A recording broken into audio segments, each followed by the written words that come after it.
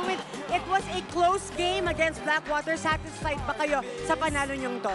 Oo naman kasi kahit panalo kami, kahit tumikit yung Blackwater. Siguro sa game na to marami kami matututunan dahil kung titignan mo kahit nanalo kami, parang hindi kami kontento.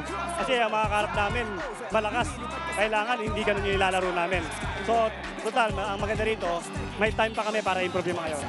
And speaking of malalakas na teams maglalaban sa susunod na game na ito, sa tingin ninyo, looking at your team naman, ano yung mga kailangan nyo pang i-improve on at trabahuhin papunta sa playoffs? Siguro number one yung one-on-one defense namin.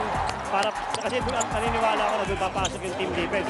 Kailangan one-on-one defense muna. Tapos yung conditioning, kailangan idagdag din namin yan. Tapos yung pagiging consistent, umpisa hanggang matapos. Are you happy with your new import?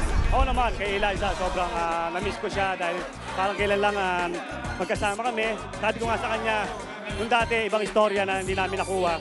Ngayon may chance ulit kami, sana makuha namin. At ngayon naman, ito ang iyong pagkakataon para pasalamatan ng mga fans at syempre ang iyong mga mahal sa buhay. Siyempre, binabati ko yung mga anak ko, si Yogan, si Yona, si Audrey, si Jaden, si Daniela, si Danica, si Smoothie, at lahat ng San Miguel fans.